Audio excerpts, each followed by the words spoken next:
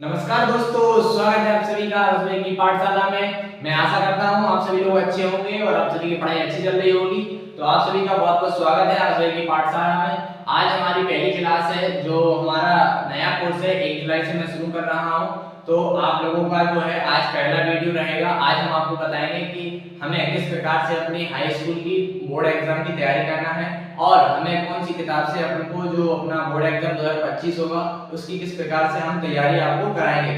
तो हम आपको बता दें कि आकाश भैया की पाठशाला की ओर से आपको कुछ सुविधाएं मिलेंगी। तो हम ऑनलाइन और ऑफलाइन हम दोनों बता देते हैं आपको।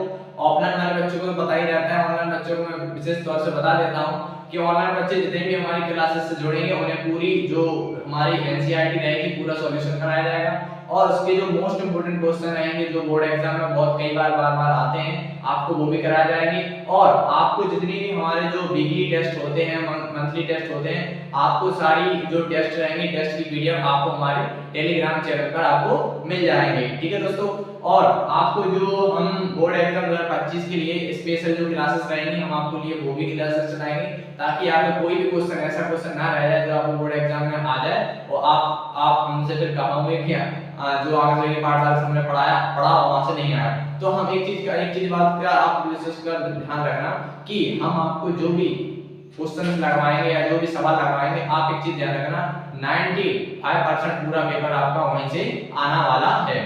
तो हम आपको बता देते हैं कि हमें क्या है, हमें अपनी जो पढ़ाई रहेगी हमें अपनी पढ़ाई एनसीईआरटी से करनी है। ये है हमारी कक्षा 10 की एनसीईआरटी। आप जो एनसीईआरटी है, एनसीईआरटी जो है हमारी ये यूपी बोर्ड हो, एमपी बोर्ड हो, बिहार बोर्ड, उत्तराखंड बोर्ड या हमारा राजस्थान बोर्ड, सभी बोर्ड में हमारी एनसीईआरटी की किताब चलती है और मोस्टली जो हमारा इंडिया है ज्यादातर स्टेट में एनसीईआरटी से ही पेपर बनाया जाता है। और इस बार का जो बोर्ड है यूपी बोर्ड का जो हमारा पेपर आया था 2024 का, हमने जो पढ़ाया था पूरा सेम मैच पूरे एक सवाल एनसीईआरटी से आए हुए थे। हम इसकी आपको स्पेशल वीडियो हमारे जो रहेगी चैनल उस पर में आपको बता देंगे कि कौन सा, हमने आपको इतना समय बताया था कि कौन सी पेज नंबर से कौन सा क्वेश्चन आया है। ठीक है दोस्तों, तो अपन लोगों को इस किताब से तैयारी करनी है। ठीक है, तो आइए अपन लोग स्टार्ट करते हैं आज की क्लास को। हेलो दोस्तों, तो आइए अपन लोग आज अपना जो हमारा हाई स्कूल है कक्षा 10वीं है, कक्षा 10वीं का हमारा जो पहला चैप्टर है वास्तविक संख्या है, तो आज हम शुरू कर रहे हैं वास्तविक संख्याएं। तो सबसे पहले हम क्या करेंगे, सबसे पहले हम समझेंगे कि हमारी वास्तविक संख्याएं क्या होती हैं। ठीक है, तो हम क्या करेंगे, हमारा पढ़ने का एक थोड़ा सा अलग तरीका होता है। मैं क्या करता हूँ कि जो हमारा चैप्टर रहता है, चैप्टर की मैं पहले बेसिक जो कॉन्सेप्ट रहते हैं पहले मैंने समझा देता हूँ। उनसे क्या होता है, हमारे जो सवाल होते हैं, जो उदाहरण हो या एक्सरसाइज हो, उनके सवाल हमें लगाने में और समझने में प्रॉब्लम्स नहीं आती हैं। ठीक है दोस्तों, तो आइए अपन लोग शुरू करते हैं आज की अपनी पहली क्लास। तो पहली क्लास अपना जो है चैप्टर नंबर 1 क्या है हमारा, पहला है हमारा चैप्टर 1। चैप्टर 1 क्या है हमारा, चैप्टर 1 है हमारा वास्तविक संख्याएं। क्या है, चैप्टर 1 है हमारा वास्तविक संख्याएं। इसको इंग्लिश में क्या बोलते हैं, इसको इंग्लिश में बोलते हैं रियल नंबर्स। क्या बोलते हैं, इंग्लिश में बोलते हैं इसको रियल नंबर्स। हमें क्या है, हमें हिंदी टर्म्स के साथ साथ इंग्लिश टर्म्स भी पता होना चाहिए, क्योंकि जब हम आने वाली क्लासों में आएंगे, जैसे मान लो आप 12th के बाद आप जब बीएससी करोगे तो आपकी जो मोस्टली किताब रहेंगी वो आपकी मोस्टली किताब मैथ्स में आएंगे, सॉरी इंग्लिश में आपको लिखी रहेंगी। तो आपको थोड़ी इंग्लिश की टर्म्स पता होना चाहिए, जिससे क्या होगा आपको पढ़ने में आसानी नहीं होगी, आप अच्छे से सर्वाइव कर सकते हैं। आप भले हिंदी मीडियम से हो तो आपको कोई प्रॉब्लम होने वाली नहीं है। ठीक है दोस्तों, तो आइए मैं सबसे पहले बात करता हूं हमारे जो बेसिक कॉन्सेप्ट्स हैं। क्या है, बेसिक कॉन्सेप्ट जो है हमारे बेसिक कॉन्सेप्ट पे हम बात करते हैं। तो सबसे पहले हम बात करेंगे कि हमारा चैप्टर का नाम है वास्तविक संख्या। ठीक है दोस्तों, तो वास्तविक संख्या से सबसे पहले हम बात करेंगे संख्या। क्या बात करेंगे, हम बात आपसे करेंगे संख्या क्या होती है।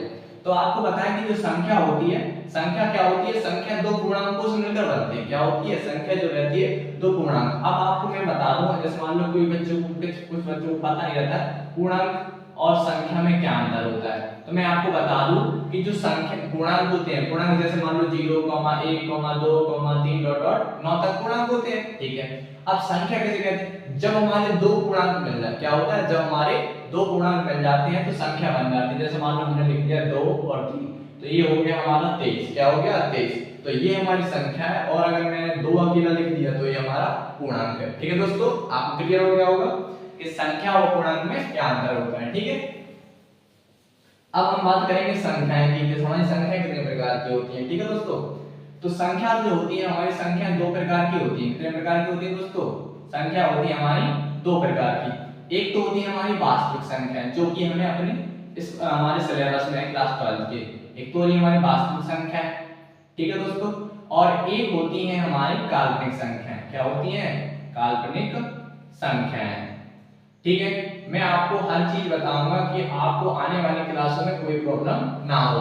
ठीक है दोस्तों, तो वास्तविक संख्या जो होती है इनको मैं पहले ही बता चुका हूं। इंग्लिश में क्या बोलते हैं? इंग्लिश में बोलते हैं रियल नंबर। रियल्स नहीं होता, रियल नंबर। क्या होता है? Real numbers. क्या होता है? Real numbers. ठीक है, और काल्पनिक संख्या जो होती है इमेजिनरी नंबर। क्या होती है? Imaginary number. क्या होता है? Imaginary number. ठीक है दोस्तों, अब जो हमारी वास्तविक संख्या होती है, तो वास्तविक संख्या हमारा चैप्टर है। तो ये क्या हमने आपको समझा दिया कि संख्या दो प्रकार की होती है, एक हमारी वास्तविक संख्या, एक काल्पनिक संख्या है। तो वास्तविक संख्या हमें पढ़ना है हमारे सिलेबस में। अब जो काल्पनिक संख्या है थोड़ा इनके बारे में पता होना चाहिए। तो काल्पनिक संख्या जो होती है ये i के रूप में होता है। जैसे मान लो मैंने दे दिया 2i, माइनस के 3i, या माइनस के अंडरूट के 2 है। तो ये जो है ये सब काल्पनिक संख्या है। ये क्या होती है? ये आपको क्लास 11th में पढ़ने को मिलेगी, चैप्टर नंबर 4 में। ठीक है दोस्तों, तो जो हमारी काल्पनिक संख्या है इन्हें हमें पढ़ना नहीं है, लेकिन जानकारी रहना चाहिए कि जिन संख्याओं के पीछे i लगा रहता है, क्या लगा रहता है? जिन संख्याओं के पीछे i लगा रहता है वो हमारी काल्पनिक संख्या होती है। इंग्लिश में इमेजिनरी नंबर होता है। ठीक है, अब बात हम करेंगे वास्तविक संख्याओं पर। हम आ जाते हैं वास्तविक संख्याओं पर। तो वास्तविक संख्याएं जो होती हैं इनमें कई प्रकार की संख्या होती है। परमेय होती है, अपरमेय होती है, पूर्णांक होती है, शांत जितनी भी अपन लोग कुल मिला के जितनी भी संख्या पढ़ते हैं सारी संख्या वास्तविक संख्याओं के अंदर ही आती हैं। तो अब हम वास्तविक संख्याओं के अंदर स्ट्रक्चर में आपको फ्लो चार्ट के माध्यम से बताऊंगा ताकि आपको और अच्छे से याद हो सके। तो हम आपको बताते हैं वास्तविक संख्या। तो वास्तविक संख्या में और भी संख्या होती है। क्या होती है? एक तो होती है प्राकृतिक संख्या। क्या होती है? एक होती है हमारी प्राकृतिक संख्याएं। तो अब आपको मैं बताऊंगा प्राकृतिक संख्याएं क्या होती हैं। ठीक, होती है एक प्राकृतिक संख्या और एक होती है पूर्ण संख्या। क्या होती है? पूर्ण संख्याएं। ठीक है दोस्तों, तो प्राकृतिक संख्या और पूर्ण संख्याओं को समझिए, बहुत ही इजी है। तो सबसे पहले मैं आपको बात करूंगा प्राकृतिक संख्या। इन्हें हम इंग्लिश में बोलते हैं नेचुरल नंबर। क्या बोलते हैं? इन्हें इंग्लिश में बोलते हैं natural number, NATURAL, natural number.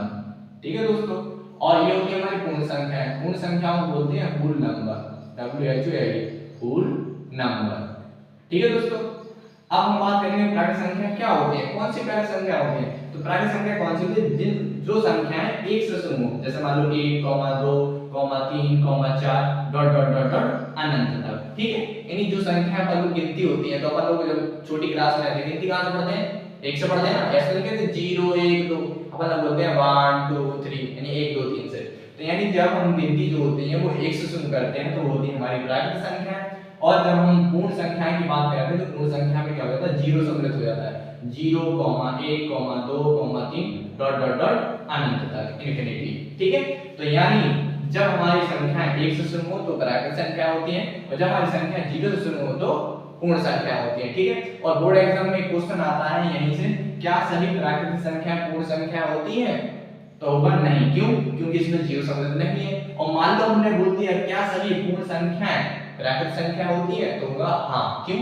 क्योंकि यहाँ से 1 से जो है वो पूरी सारी गिनती इसके अंदर आ रही है। ठीक है दोस्तों, आपको क्लियर हो गया होगा। अब इसी के अंदर हम आपको बताते हैं प्राकृतिक संख्याओं के अंदर आपको पढ़ने मिलेगा परमेय संख्या और अपरमेय। एक आपको मिलेगा परिमेय, क्या मिलेगा? आपको मिलेगा परिमेय, और एक मिलेगा अपरिमेय।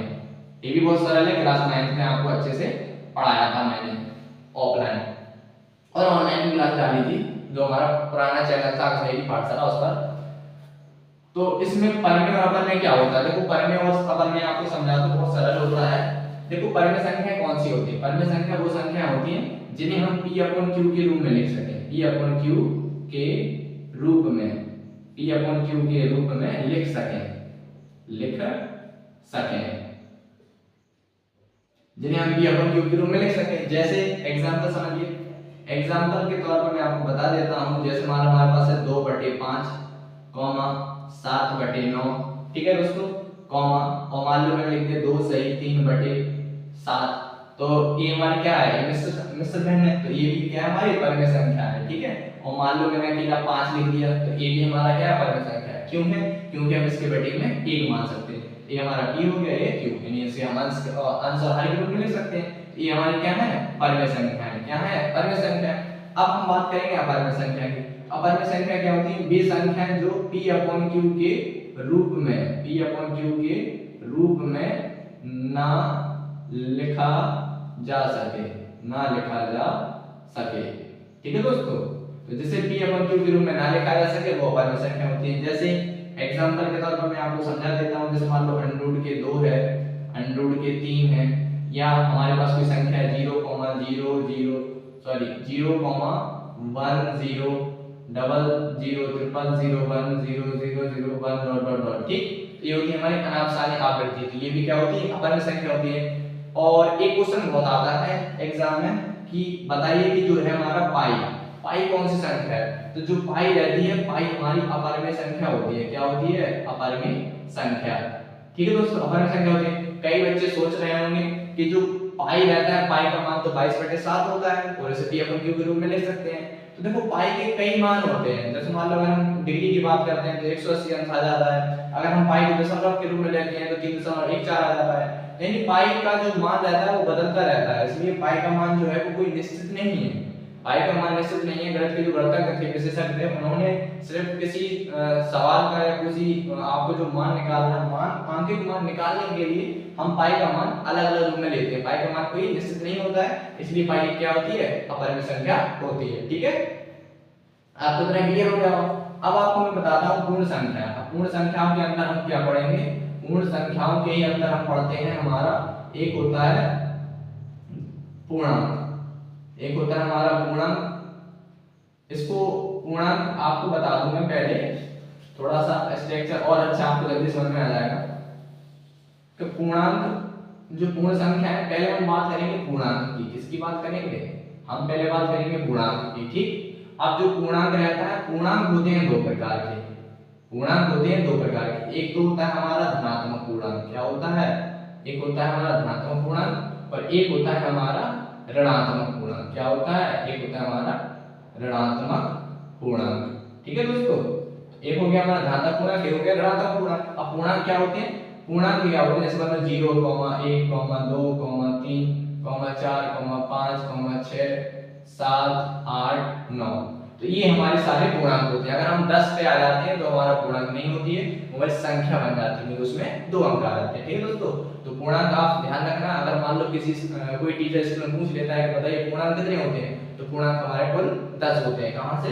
0 से लेके 9 तक। ठीक है, अब हम बात करेंगे धनात्मक पूर्णांक और ऋणात्मक पूर्णांक की। तो धनात्मक पूर्णांक में क्या? जैसे मान लो प्लस का 1, 8, 3, 4, 5 डॉट डॉट डॉट इन्फिनिटी। ठीक है, तो यानी जब प्लस में संख्या रहेगी तो हमारा धनात्मक पूर्णांक आ जाएगा। और हम जब बात करेंगे माइनस के 1, माइनस के 2, माइनस के 3 डॉट डॉट डॉट, तो ये क्या आ जाएगा? इन्फिनिटी, माइनस की इन्फिनिटी। तो ये आएगा हमारा ऋणात्मक पूर्णांक। ठीक है, आपको इतना समझ में आ गया होगा। अब इसी के हम आपसे बात करते हैं। इतना तो आपको जो स्ट्रक्चर है, मेन चीज जो है हमने आपको समझा दी है। अब मैं आपको बात करूंगा थोड़ा और स्पेशली आपको आना चाहिए। मैं आपसे बात करूंगा सम संख्या क्या होती है, और एक होता है हमारा विषम। क्या होता है? विषम। तो सम और विषम की बात करते हैं, जो कि आपको कक्षा 4 में ही सिखा दिया जाता है। सम संख्या कौन सी होती है? वे संख्या होती है जो 2 से भाज्य हो। क्या हो? 2 से भाज्य हो, उन्हें सम संख्या कहते हैं। क्या कहते हैं? उन्हें सम संख्या कहते हैं। उन्हें सम संख्या कहते हैं। कहते हैं एग्जांपल के तौर पर आपको पता ही होगा क्या होते हैं? 2, 4, 6, 8 डॉट डॉट डॉट। ठीक है, और हमारा विषम क्या होता है? वे संख्याएं जो 2 से भाज्य ना हो, 2 से भाज्य ना हो। ठीक, 2 से भाज्य ना हो तो वो विषम संख्या कहलाती है। एग्जांपल के तौर पर मैं आपको बता देता हूं। तो हमने ले लिया 1, 3, 5, 7, 9, डॉट डॉट डॉट। ठीक है, तो ये हमारी होगी विषम संख्या है। ठीक है, तो मैंने आपको इतना बता दिया है, तो आप इसको नोट कर लीजिए। ठीक है, मैं आपको साइड में हट जाता हूं। तो आप सभी ने बेसिक कॉन्सेप्ट जो थे आपने समझ लिए होंगे। मैं आशा करता हूं आप लोगों को अच्छे समझ में आ गए होंगे। अगर समझ में आपको नहीं आए हो तो आप वीडियो को थोड़ा एक बार रिवर्स कर लीजिए, थोड़ा सा आप उसको देख लीजिए, आपको जल्दी समझ में आ जाएगा। तो हमारा जो पहला चैप्टर है वास्तविक संख्या, इसके इतने ही बेसिक कॉन्सेप्ट थे और बाकी की जो आएंगे एक्सरसाइज में उनको मैं हल्का नोट्स करा दूंगा। तो आइए अपन जो पहले स्टार्ट करते हैं आज की अपनी पहली प्रश्नावली। तो हमारी जो पहली प्रश्नावली है, प्रश्नावली 1.1, प्रश्नावली 1.1। हो सकता है आपको छोटा सा दिख रहा होगा तो आप जूम कर लेना। मैं प्रयास करूंगा बड़े बड़े अक्षर लिखने की, क्योंकि जो बोर्ड रहता है तो बोर्ड पे अक्षर कैमरे से दिखाई नहीं देते हैं। तो पहली हम बात करेंगे अपना जो पहली एक्सरसाइज है। पहली एक्सरसाइज का जो है हमारे प्रश्नावली, जो बच्चे एनसीईआरटी नहीं ली हो तो आप बस 150 रुपए खर्च कर लीजिए और एक अच्छी सी एनसीईआरटी ले लीजिए, क्योंकि ये आपको बहुत फायदेमंद रहेगी। आप भले इसमें 150 रुपए खर्च करेंगे, जब आपका रिजल्ट आएगा और जब आपके मैथ्स में 100 में से 100 मार्क्स आएंगे तो आपके 150 रुपए वसूल हो जाएंगे। ठीक है, तो आप कभी भी किताब खरीदने में कंजूसी ना करें। कुछ बच्चे कंजूसी करते हैं, पुरानी किताब से ले लेते हैं और वो किताबें अपडेट नहीं रहती हैं, तो नई किताब ले लें, बहुत अच्छा रहेगा। तो मैं आपको बता देता हूँ पहली प्रश्नावली है। तो पहली प्रश्नावली का हमारा पहला सवाल क्या है, आपको मैं अलग से डिस्प्ले पर दिखा दूंगा सवाल क्या है हमारा। पहला सवाल है हमारा प्रश्नावली पहला 1.1 में, निम्नलिखित संख्याओं को अभाज्य गुणनखंडों के गुणनफल के रूप में व्यक्त कीजिए। ठीक है दोस्तों, तो पहला सवाल क्या है हमारा, पहला सवाल है हमारा अभाज्य गुणनखंड विधि से गुणनफल के रूप में लिखना है। तो पहला सवाल क्या है हमारा, पहले का पहला, तो पहले का पहला है हमारा 140। कितना है 140। इसे हमें गुणनफल के रूप में लिखना है। किसके रूप में लिखना है दोस्तों, गुणनफल के रूप में। तो आइए मैं आपको बता देता हूँ, ये हमारा सवाल है, इसमें क्या करना है, गुणनफल के रूप में लिखना है। बस इसको काट दीजिए, 2 सत्ते 14, 2 से काटेंगे 70 कितनी बार में, 2 तिया 6, 2 पंचे 10, 35 बार में। अब 35 कटेगा 5 से, 5 सत्ते 35 और 7 कटेगा 7 एकम 7। बस कुछ नहीं करना है, तो यहाँ पे लिख देंगे 140 और बराबर कितने बार में कटा है, 2 गुणा 2 गुणा 5 गुणा 7। आप इतना लिख दीजिए, आपका इतना भी आंसर रहेगा।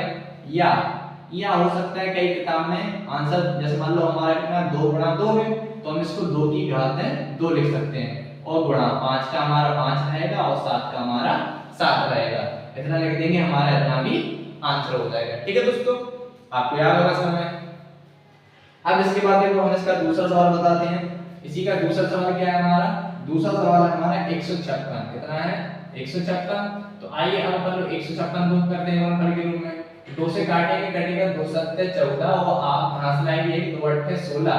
फिर इसको हम 2 से काटेंगे, 2 तिया 6, 2 9 18, 39 कटेगा 3 से, 3 एकम 3, 3 त्रिका 9 और 13 कटेगा हमारा 13 एकम 13। तो बस कुछ नहीं करना है, 156 कितनी बार में कटा, 2 गुणा 2 गुणा 3 गुणा 13।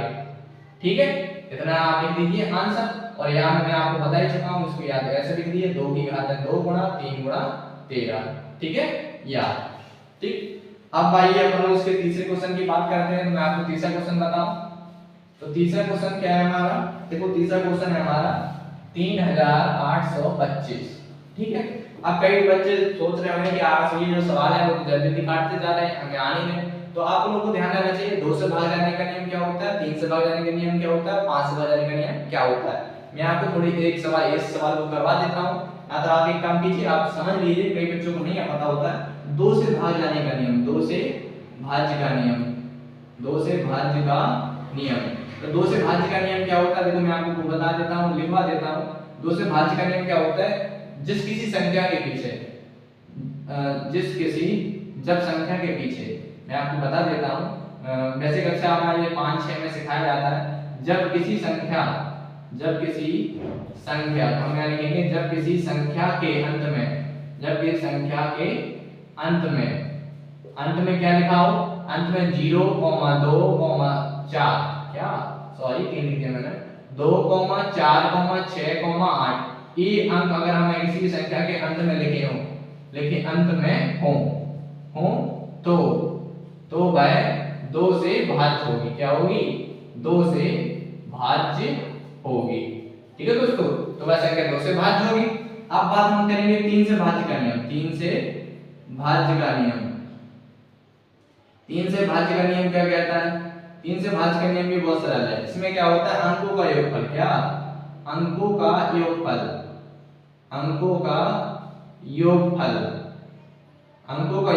3 से भाज्य हो तो वह संख्या 3 से भाज्य होगी। क्या होगी, भाज्य होगी। कैसा? देखो मैं आपको समझाता हूँ, एग्जांपल के तौर पर दे देता हूँ। तो देखो आपको एग्जांपल समझा दो। जैसे मान लो एग्जांपल है हमारे पास 721। अब हमें इसको नहीं पता इसके पीछे एक है, अगर 0 2 4 6 8 होता तो हम मान लेते हैं हमारा 2 से कट जाएगा। इसके पीछे एक है, इसके कैसे चेक करेंगे? तो इसको अपन लोग क्या करेंगे, इसको जोड़ो। एक काम करो, इसमें 721 ना लिख के थोड़ी सी संख्या और इसको बढ़ा देते हैं हम, और इसको बड़ी कर लेते हैं। जैसे मान लो 7 3 ले लिया, 4 और 6 ले लिया, 6 ले लिया और हमने 1 ले लिया। क्या ले लिया? 1। अब क्या करना है, इसके अंकों को जोड़ना है। देखो जोड़ेंगे, 7 और 3 10, 6 और 4 10, 10 और 10 20 और 1 21। तो इसका जो योगफल आया वो कितना आया? 21 आया। और 21 जो रहेगा वो क्या होगा? 3 से भाज्य होगा। अब योगफल अगर 3 से भाज्य तो ये संख्या भी 3 से भाज्य होगी। कैसे?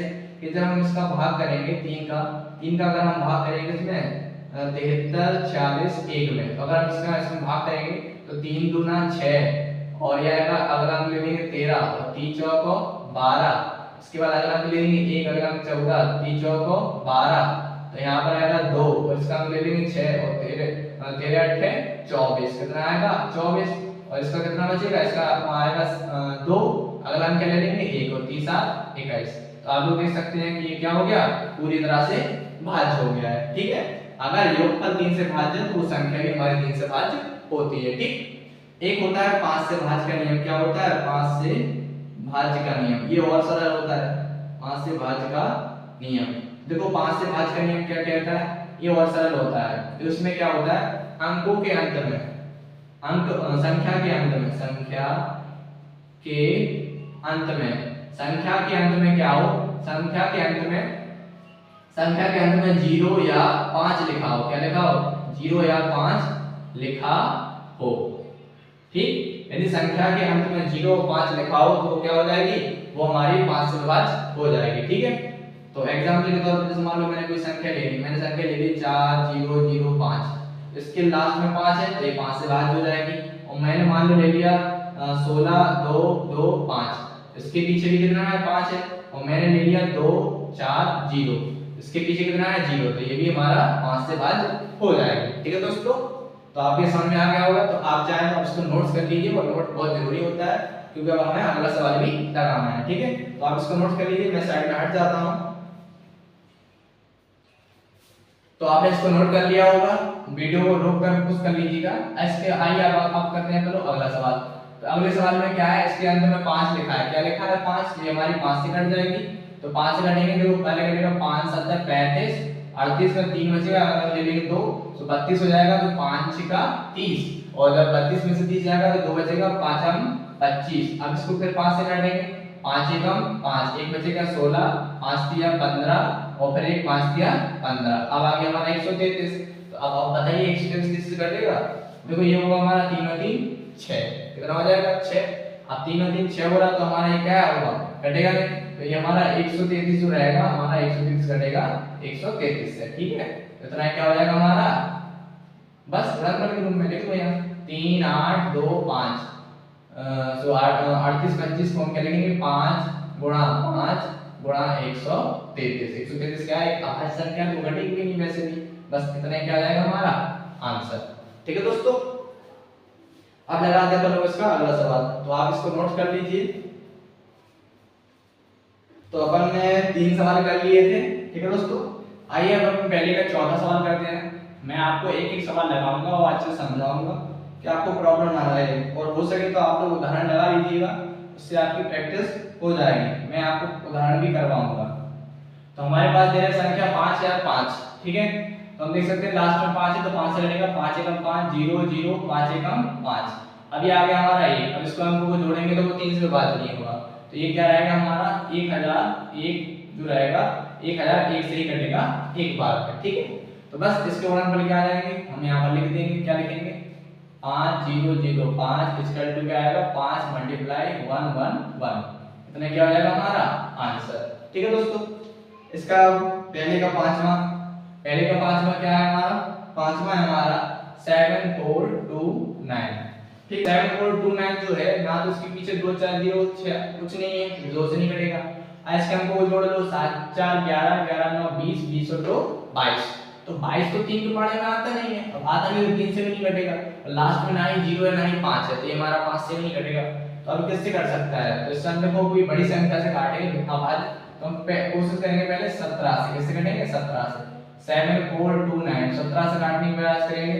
17 का पहाड़ा पढ़ेंगे, 14 से ज्यादा ना हो तो 17 का ना 65, 17 का ना 65 और 17 अच्छी का 1 से तो ज्यादा हो जाएगा, 17 17 5 85, सॉरी 65 नहीं, 17 5 85, 85 से ज्यादा हो रहा है, 17 1 17 जो 17 इनका तो 17 को 68, 17 चौको 68 काटेंगे, 4 5 14, 14 में से 8 जाएंगे, 6 बचेंगे, अलग ले लेंगे 2, तो ये हमारे कितना आएगा 14 17 3 51 आएगा, 1 आएगा, ये भी 1 आ जाएगा, अलग ले लेंगे हमारा 9, 17 7 119। ठीक है दोस्तों, ये हमारे कटेगा कितने से 19 से, सॉरी 437 से। अब जो 437 रहेगा अब वो कितने से कटेगा उसको हम देख लेते हैं। तो 437 जो रहेगा शायद ये कटेगा हमारा 19 से, तो 19 से कम 19, 19 दूनी 38, इसको करेंगे 19 दूनी 38, 3 में 13, 13 में 9 जाएगा, बचेगा 4, अगर हम ले लेंगे यहाँ पे कितना आ जाएगा हमारा 1 2 बच 2 बचेगा, अगर हम ले लेंगे हमारा 7। तो अब इसको कटेंगे शायद हमारे गणेश कर सकता है, sorry sorry sorry sorry sorry sorry यहाँ पर था 38, 19 दूनी 38, मैंने गलत कर दिया। ठीक है दोस्तों, हो जाती है थोड़ी मिस्टेक, 19 दूनी 38, 3 के माने 13, 13 में से 8 जाएंगे 5 बचेगा, अलग रहेगा 7, 19 से 19 19 38 19 57, तो ये कटेगा हमारा 19 से। ठीक, कितना कटा 23 बार, 23 क्या होती है अभाज्य संख्या होती है, वो 23 कटेगा हमारा 23 से। ठीक है दोस्तों, तो मैं आपको बता दूं पेन में चेक कर लिया था कैसे करना है, तो पहले कटेगा हमारा 17 से, 17 से कटेगा कितनी बार में 437 बार में, और जो 437 रहेगा वो कटेगा हमारा 19 से, 19 से कटेगा 23 बार में, और 23 से कटेगा एक बार में, 23 से कम 23। ठीक है, तो इसको मैं मिटा देता हूं, इसको मिटा देते हैं, ठीक है, ताकि आपको समझ में आ जाए कि मैंने इसको किया कैसे। कई टीचर्स क्या करते हैं वो कर देते हैं और बताते नहीं बच्चों को, जिसकी वजह से उन्हें थोड़ा सा समझ में नहीं आता है। ठीक है, तो मैंने अब कर दिया है। अब इसको आप वर्गमूल के रूप में लिख सकते हैं 7 4 2 9, क्या लिखेंगे इसको 17 मल्टीप्लाई 19 मल्टीप्लाई 29, इतना ही क्या हो जाएगा हमारा आंसर। ठीक है, ठीक है, आप इसको नोट कर लीजिए। इसके बाद हम लगाते हैं अपना दूसरा क्वेश्चन। ठीक है, तो देखो दोस्तों दूसरे क्वेश्चन में क्या बोला गया है, दूसरे क्वेश्चन में बोला गया है कि पूर्णांकों के निम्नलिखित युग्मों के एचसीएफ और एलसीएम ज्ञात कीजिए तथा इसकी जांच कीजिए कि दो संख्याओं का गुणनफल बराबर होना चाहिए, एचसीएफ इनटू एलसीएम है या नहीं है।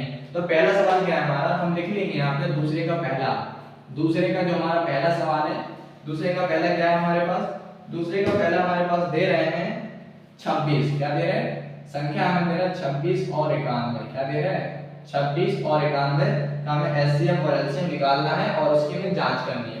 तो सबसे पहले हम बात करेंगे इन लोगों को, क्या करेंगे हम लोग इनका करेंगे एलसीएम।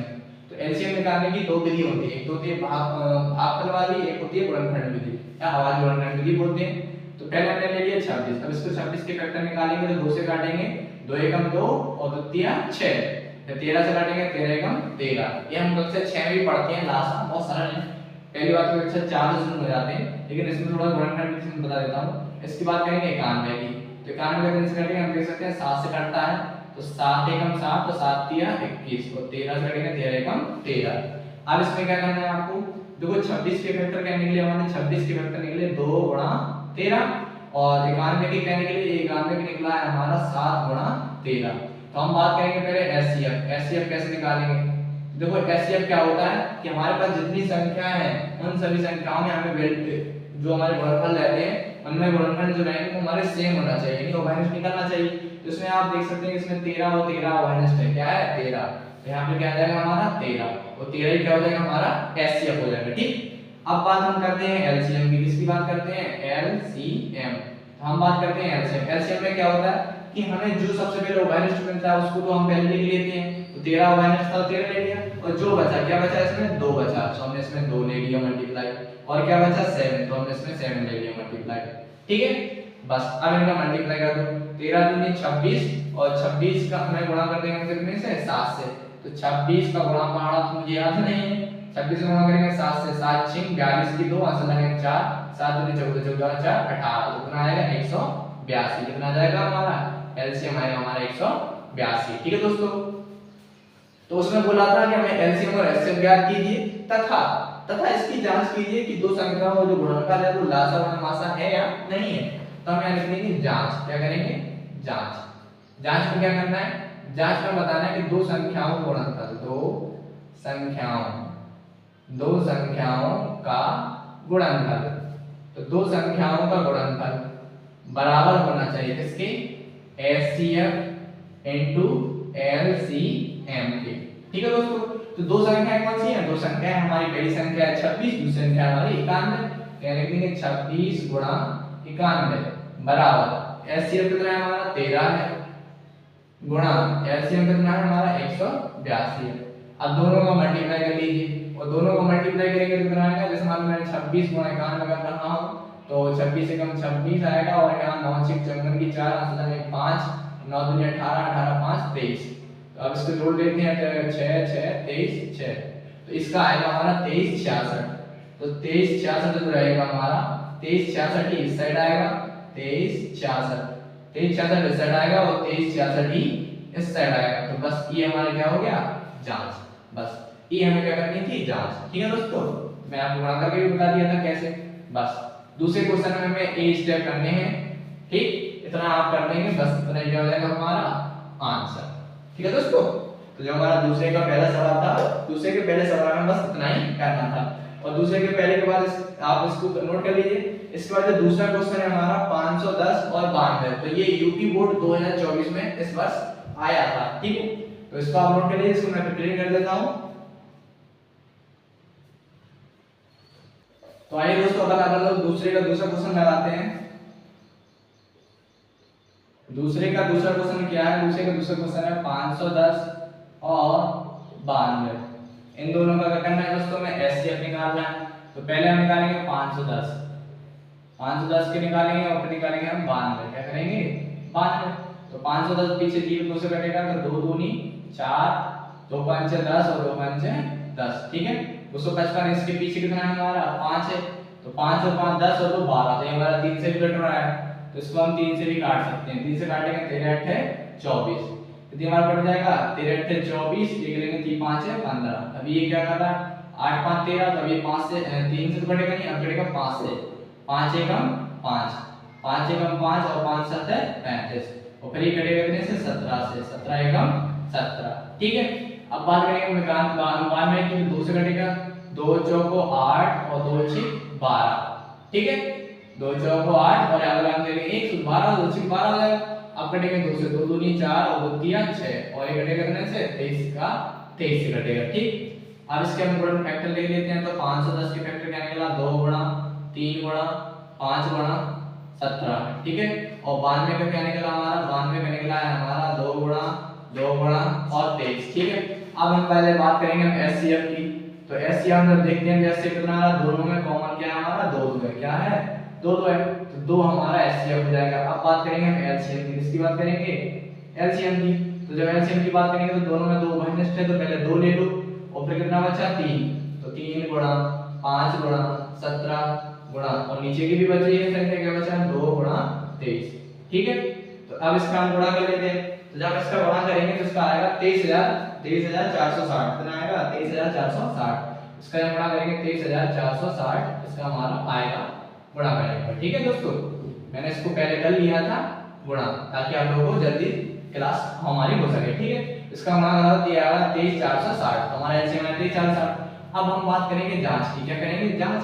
तो जांच में क्या करना है? वही है हमारा, जांच में दो संख्याओं को गुणनफल। क्या लिखेंगे? दो संख्याओं। ठीक है, दो संख्याओं का गुणनफल, दो संख्याओं का गुणनफल बराबर हो किसके? HCF into LCM. किसके? इनटू एलसीएम के। तो दो संख्याएं क्या है हमारी? पहली संख्या क्या है हमारी? 510 गुणा 92 बराबर, तो एचसीएफ कितना है? इसका एचसीएफ है 2 मल्टीप्लाई एलसीएम कितना है? एलसीएम हमारा 23460। इसमें 2 से गुणा करेंगे तो 2 से गुणा करेंगे, 2 से गुणा करके हमारा हमारा 0 2 6 12 की 2 अंश तक है 1 2 चौको 8 और 1 9 और 2 3 6 और 2 दूनी 4 46920। तो जब इसका हम दो संख्या गुणा करेंगे तो ये भी आएगा हमारा 46920। ठीक है दोस्तों, तो ये रहा हमारा दूसरे का दूसरा क्वेश्चन। इतना क्या हो जाएगा ये हमारा आंसर। ठीक है, तो आपको ये वाला सवाल जब आपको अच्छे समझ में आ गया होगा, आप लोग नोट करते हैं। ठीक है, तो अब हम लगाते हैं दूसरे का तीसरा क्वेश्चन। ठीक है दोस्तों, तो दूसरे का तीसरा क्वेश्चन क्या है हमारा 336 और कितना है हमारा 54। ठीक है दोस्तों, सबसे पहले हम 336 के फैक्टर निकाल लेंगे।